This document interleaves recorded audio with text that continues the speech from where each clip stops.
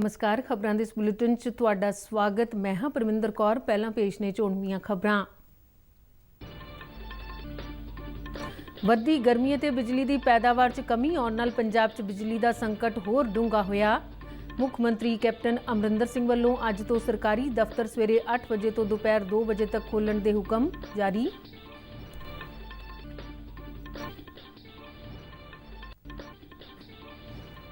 पंजाब सरकार नूं पिछले महीने GST तो 1087 करोड़ रुपए का मालिया हासिल होया।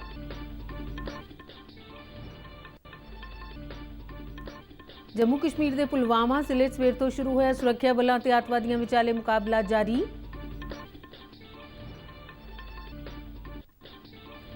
जम्मू कश्मीर विच अरनिया सैक्टर नाल लगदी कौमांतरी सरहद ते पाकिस्तान वल्लों आए ड्रोन ते BSF वल्लों फायरिंग। थल सेना मुखी MM नरवणे ने कहा है कि ड्रोन की आसान उपलब्धता ने सुरक्षा बलों सामने नवीं चुनौतियां खड़ियां कर दित्तियां ने।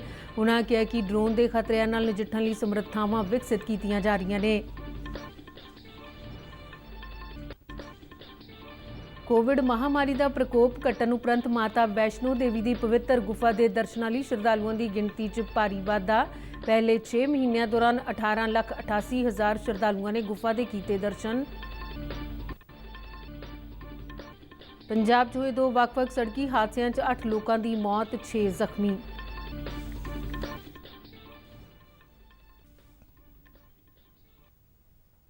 ते हुण खबरां विस्तार नाल। पंजाब के मुख मंत्री कैप्टन अमरिंदर सिंह ने अज तो सूबा सरकार के सारे दफ्तरां का समा घटाउण के हुक्म जारी किए हैं। सूबे च गर्मी के वध रहे प्रकोप और बिजली के फीडरां ते सब स्टेशनां च ओवरलोडिंग नाल बिजली की सप्लाई प्रभावित होने कारण पैदा हुई स्थिति की समीक्षा करने लई चंडीगढ़ च हुई उच्च पद्धरी बैठक दौरान मुख मंत्री ने कहा कि बिजली की घाट नाल नजिठण लई अज तो सरकारी दफ्तर सवेरे 8 बजे तो 2 बजे तक काम करनगे। उन्होंने कहा कि इस दे नाल ही बिजली की वध खपत वाली सनअतां की सप्लाई विच भी तुरंत प्रभाव नाल कटौती की जाएगी तां जो फसलों नूं बचाउण दे नाल घरेलू बिजली सप्लाई च राहत दित्ती जा सके। मुख मंत्री ने सारे ही सरकारी दफ्तरां नूं बिजली की वरतों सुचज्जे ते किफायती ढंग नाल करन दी अपील करदिआं दस्सिआ कि सूबे च बिजली की मंग 14,500 मैगावाट तक पहुंच गई है, जिस नाल स्थिति बहुत गंभीर हो गई है। मीटिंग बारे एक सरकारी बुलारे ने होर जानकारी दिंदिआं दस्सिआ कि सरकार ने सरकारी दफ्तरां च एयर कंडीशनरां की वरतों ते पाबंदी लगाउण दा कोई फैसला नहीं लिया। मुख मंत्री ने बिजली विभाग के प्रदर्शनकारी मुलाजमां नूं अपना संघर्ष खत्म करने की अपील करदिआं आखिआ कि उन्हां दे संघर्ष नाल बिजली का संकट होर डूंगा हो जाएगा, जिस कारण फीडरां ते सब स्टेशनां की ओवरलोडिंग कारण बिजली च नुक्स पैण दीआं शिकायतां नूं तेजी नाल निपटाउण दे काम च मुश्किलां पेश आ रहीआं ने। मुख मंत्री ने बिजली की स्थिति ते नज़र रखण लई विकास बारे वधीक मुख सकत्तर, पंजाब पावर कारपोरेशन के CMD ते वित्त विभाग के विशेष सकत्तर ते आधारित 3 मैंबरी कमेटी का गठन किया जो प्रदर्शनकारी मुलाजमां दीआं शिकायतां दा हल कढेगी। उन्हां मुलाजमां नूं यकीन दिवाया कि मुलाजमां दीआं जायज़ मंगां ते विचार किया जाएगा अते बनदी कार्रवाई की जाएगी। मुख मंत्री ने कहा कि सूबे च बिजली के वार-वार कट लगन कारण किसानां नूं झोना लगाउण दे काम च मुश्किलां दा सामना करना पै रिहा है ते उन्हां दा समा बर्बाद हो रहा है। उन्हां स्पष्ट किया कि खेतीबाड़ी खेतर नूं बिजली की निर्विघन सप्लाई नूं हर हालत विच तरजीह दित्ती जाएगी। उन्हां सूबे के खेतीबाड़ी घरेलू और सनअती खपतकारां नूं सबसिडी नाल निरंतर बिजली सप्लाई देण दी अपनी सरकार की वचनबद्धता दोहराई। कोविड-19 महामारी की दूजी लहर दौरान लगाए गए लॉकडाउन और होर पाबंदियों के बावजूद पंजाब सरकार नूं इस साल जून महीने दौरान 1087 करोड़ रुपए का GST मालिया हासिल होया है, जो साल 2020 च इस महीने दौरान 869 करोड़ 66 लाख रुपए सी। टैक्स विभाग के एक बुलारे ने चंडीगढ़ से जानकारी दिंदिआं दस्सिआ कि इस साल जून में प्राप्त होया GST मालिया पिछले साल जून के मुकाबले इकट्ठे हुए मालिये तो तकरीबन 25% वध है। इस दौरान वैट तो प्राप्त होया जून 21 विच मालिया 699 करोड़ 27 लाख रुपए है, जो पिछले साल इस अरसे दौरान इकट्ठे किए गए मालिया तो तकरीबन 106.73% वध है, जबकि CST तो 20 करोड़ 96 लाख रुपए का मालिया हासिल होया है, जो पिछले साल इस समय दौरान इकट्ठे किए गए मालिये तो 178.56% वध है। ਜੰਮੂ ਕਸ਼ਮੀਰ ਦੇ ਪੁਲਵਾਮਾ ਜ਼ਿਲ੍ਹੇ 'ਚ ਅੱਜ ਸਵੇਰ ਤੋਂ ਸੁਰੱਖਿਆ ਬਲਾਂ ਤੇ ਅੱਤਵਾਦੀਆਂ ਵਿਚਾਲੇ ਮੁਕਾਬਲਾ ਚੱਲ ਰਿਹਾ ਹੈ। ਪੁਲਿਸ ਦੇ ਇੱਕ ਬੁਲਾਰੇ ਨੇ ਸ਼੍ਰੀਨਗਰ 'ਚ ਦੱਸਿਆ ਹੈ ਕਿ ਪੁਲਵਾਮਾ ਦੇ ਹਾਜਿਨ ਰਾਜਪੁਰਾ ਪਿੰਡ ਵਿੱਚ ਕੁਝ ਅੱਤਵਾਦੀਆਂ ਦੇ ਮੌਜੂਦ ਹੋਣ ਦੀ ਸੂਹ ਮਿਲਣ ਤੇ ਸੁਰੱਖਿਆ ਬਲਾਂ ਨੇ ਪੂਰੇ ਪਿੰਡ ਨੂੰ ਘੇਰਾ ਪਾ ਲਿਆ ਤੇ ਪਿੰਡ ਤੋਂ ਬਾਹਰ ਜਾਣ ਵਾਲੇ ਸਾਰੇ ਹੀ ਰਸਤਿਆਂ ਨੂੰ ਬੰਦ ਕਰ ਦਿੱਤੇ। ਬੁਲਾਰੇ ਨੇ ਦੱਸਿਆ ਕਿ ਜਦੋਂ ਸੁਰੱਖਿਆ ਬਲਾਂ ਨੇ ਅੱਤਵਾਦੀਆਂ ਦੇ ਲੁਕਣ ਟਿਕਾਣੇ ਵੱਲ ਵਧਣਾ ਸ਼ੁਰੂ ਕੀਤਾ ਤਾਂ ਉਹਨਾਂ ਨੇ ਗੋਲੀਆਂ ਚਲਾਉਣੀਆਂ ਸ਼ੁਰੂ ਕਰ ਦਿੱਤੀਆਂ, ਜਿਸ ਤੋਂ ਬਾਅਦ ਦੋਹਾਂ ਪਾਸਿਆਂ ਤੋਂ ਫਾਇਰਿੰਗ ਸ਼ੁਰੂ ਹੋ ਗਈ। ਬੁਲਾਰੇ ਨੇ ਦੱਸਿਆ ਕਿ ਆਖਰੀ ਸੂਚਨਾ ਆਉਣ ਤੱਕ ਮੁਕਾਬਲਾ ਜਾਰੀ ਸੀ। ਇਸੇ ਦੌਰਾਨ ਇਲਾਕੇ 'ਚ ਕਾਨੂੰਨ ਤੇ ਪ੍ਰਬੰਧ ਦੀ ਸਥਿਤੀ ਨੂੰ ਬਣਾਏ ਰੱਖਣ ਲਈ ਵਾਧੂ ਸੁਰੱਖਿਆ ਬਲ ਮੌਕੇ ਤੇ ਭੇਜੇ ਗਏ ਨੇ। ਬੁਲਾਰੇ ਨੇ ਦੱਸਿਆ ਕਿ ਇਸ ਸਾਲ ਪਹਿਲੇ 6 ਮਹੀਨਿਆਂ ਦੌਰਾਨ ਕਸ਼ਮੀਰ ਵਿੱਚ ਸੁਰੱਖਿਆ ਬਲਾਂ ਨਾਲ ਹੋਏ ਵੱਖ-ਵੱਖ ਮੁਕਾਬਲਿਆਂ 'ਚ 61 ਅੱਤਵਾਦੀ ਮਾਰੇ ਗਏ ਨੇ, ਜਿਨ੍ਹਾਂ 'ਚ ਅੱਤਵਾਦੀ ਜਥੇਬੰਦੀਆਂ ਦੇ ਵੱਡੇ ਆਗੂ ਵੀ ਸ਼ਾਮਿਲ ਨੇ। ਜੰਮੂ ਕਸ਼ਮੀਰ ਦੇ ਅਰਨੀਆ ਖੇਤਰ ਵਿੱਚ ਕੌਮਾਂਤਰੀ ਸਰਹੱਦ ਤੇ ਇੱਕ ਡਰੋਨ ਨੂੰ ਉਡਦਿਆਂ ਦੇਖਿਆ ਗਿਆ। BSF ਨੇ ਡਰੋਨ ਦੀ ਗਤੀਵਿਧੀ ਨੂੰ ਦੇਖਦਿਆਂ ਉਸ ਨੂੰ ਹੇਠਾਂ ਸੁੱਟਣ ਲਈ ਫਾਇਰਿੰਗ ਕੀਤੀ। ਇਹ ਡਰੋਨ ਪਾਕਿਸਤਾਨ ਤੋਂ ਛੋਟਾ ਹੈਕਸਾਕਾਪਟਰ ਸਰਹੱਦ ਨੂੰ ਪਾਰ ਕਰਨ ਦੀ ਕੋਸ਼ਿਸ਼ ਕਰ ਰਿਹਾ ਸੀ। ਇਹ ਡਰੋਨ ਖੇਤਰ ਦੀ ਨਿਗਰਾਨੀ ਲਈ ਭੇਜਿਆ ਗਿਆ ਸੀ। ਥਲ ਸੈਨਾ ਮੁਖੀ MM ਨਰਵਣੇ ਨੇ ਕਿਹਾ ਕਿ ਡਰੋਨ ਦੀ ਆਸਾਨੀ ਨਾਲ ਉਪਲਬਧਤਾ ਨੇ ਸੁਰੱਖਿਆ ਬਲਾਂ ਸਾਹਮਣੇ ਨਵੀਆਂ ਚੁਣੌਤੀਆਂ ਖੜੀਆਂ ਕਰ ਦਿੱਤੀਆਂ ਨੇ। ਥਲ ਸੈਨਾ ਮੁਖੀ ਦਾ ਇਹ ਬਿਆਨ 27 ਜੂਨ ਨੂੰ ਜੰਮੂ 에ਅਰਫੋਰਸ ਸਟੇਸ਼ਨ ਤੇ ਹੋਏ ਡਰੋਨ ਹਮਲੇ ਤੋਂ ਬਾਅਦ ਆਇਆ ਹੈ। ਭਾਰਤ 'ਚ ਪਹਿਲੀ ਵਾਰ ਇੱਕ ਸੁਰੱਖਿਆ ਅਦਾਰੇ ਨੂੰ ਨਿਸ਼ਾਨਾ ਬਣਾਉਣ ਲਈ ਡਰੋਨ ਦਾ ਇਸਤੇਮਾਲ ਕੀਤਾ ਗਿਆ। ਇਸ ਹਮਲੇ ਨੂੰ ਲੈ ਕੇ ਕਈ ਤਰ੍ਹਾਂ ਦੀਆਂ ਚਿੰਤਾਵਾਂ ਵੀ ਜ਼ਾਹਿਰ ਕੀਤੀਆਂ ਗਈਆਂ ਨੇ। ਉਨ੍ਹਾਂ ਕਿਹਾ ਕਿ ਡਰੋਨ ਦੇ ਖਤਰਿਆਂ ਨਾਲ ਨਜਿੱਠਣ ਲਈ ਸਮਰੱਥਾਵਾਂ ਵਿਕਸਿਤ ਕੀਤੀਆਂ ਜਾ ਰਹੀਆਂ ਨੇ। ਨਰਵਣੇ ਨੇ ਕਿਹਾ ਕਿ ਭਾਰਤ ਅਤੇ ਪਾਕਿਸਤਾਨ ਵਿਚਾਲੇ ਗੋਲੀਬੰਦੀ ਦਾ ਸਮਝੌਤਾ ਹੋਣ ਤੋਂ ਬਾਅਦ ਕੰਟਰੋਲ ਰੇਖਾ ਤੇ ਕੋਈ ਘੁਸਪੈਠ ਨਹੀਂ ਹੋਈ ਹੈ।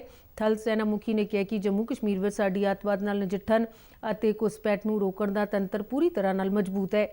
ਉਨ੍ਹਾਂ ਕਿਹਾ ਕਿ ਪਾਕਿਸਤਾਨੀ ਇਲਾਕੇ ਤੋਂ ਭਾਰਤੀ ਖੇਤਰ ਵਿੱਚ ਘੁਸਪੈਠ ਨਾ ਹੋਣ ਕਾਰਨ ਕਸ਼ਮੀਰ ਵਿੱਚ ਅੱਤਵਾਦੀਆਂ ਦੀ ਗਿਣਤੀ ਵੀ ਘੱਟ ਹੋਈ ਹੈ। ਉਨ੍ਹਾਂ ਆਖਿਆ ਕਿ ਸ਼ਾਂਤੀ ਅਤੇ ਵਿਕਾਸ ਦੀ ਪ੍ਰਕਿਰਿਆ 'ਚ ਵਿਘਨ ਪਾਉਣ ਵਾਲੀਆਂ ਤਾਕਤਾਂ ਹਮੇਸ਼ਾ ਇਸ ਤਾਕ ਵਿੱਚ ਰਹਿੰਦੀਆਂ ਨੇ ਕਿ ਕਿਵੇਂ ਸ਼ਾਂਤੀ ਨੂੰ ਭੰਗ ਕੀਤਾ ਜਾਵੇ। ਥਲ ਸੈਨਾ ਮੁਖੀ ਨੇ ਕਿਹਾ ਕਿ ਸਾਨੂੰ ਭਵਿੱਖ ਵਿੱਚ ਕਿਸੇ ਵੀ ਤਰ੍ਹਾਂ ਦੀ ਜੰਗ ਦੌਰਾਨ ਵਿਰੋਧੀ ਧਿਰ ਵੱਲੋਂ ਡਰੋਨ ਦਾ ਇਸਤੇਮਾਲ ਕੀਤਾ ਜਾਣ ਤੇ ਸਖਤ ਨਜ਼ਰ ਰੱਖਣੀ ਹੋਵੇਗੀ ਅਤੇ ਭਵਿੱਖ ਲਈ ਡਰੋਨ ਦੀਆਂ ਚੁਣੌਤੀਆਂ ਨੂੰ ਧਿਆਨ ਵਿੱਚ ਰੱਖ ਕੇ ਯੋਜਨਾਵਾਂ ਬਣਾਉਣੀਆਂ ਹੋਣਗੀਆਂ।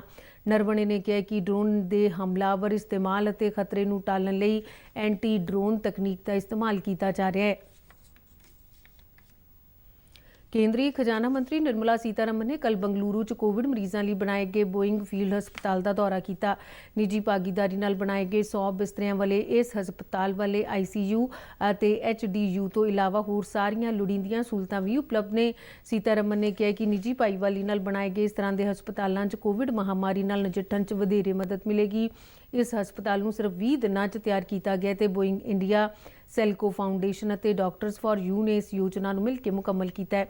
ਖਜ਼ਾਨਾ ਮੰਤਰੀ ਨੇ ਕਿਹਾ ਕਿ ਨਿੱਜੀ ਭਾਈਵਾਲੀ ਨਾਲ ਬਣਾਏ ਗਏ ਅਜਿਹੇ ਹਸਪਤਾਲ ਕੋਵਿਡ ਦੀ ਤੀਜੀ ਲਹਿਰ ਵਿੱਚ ਵਧੇਰੇ ਸਹਾਈ ਸਾਬਤ ਹੋਣਗੇ।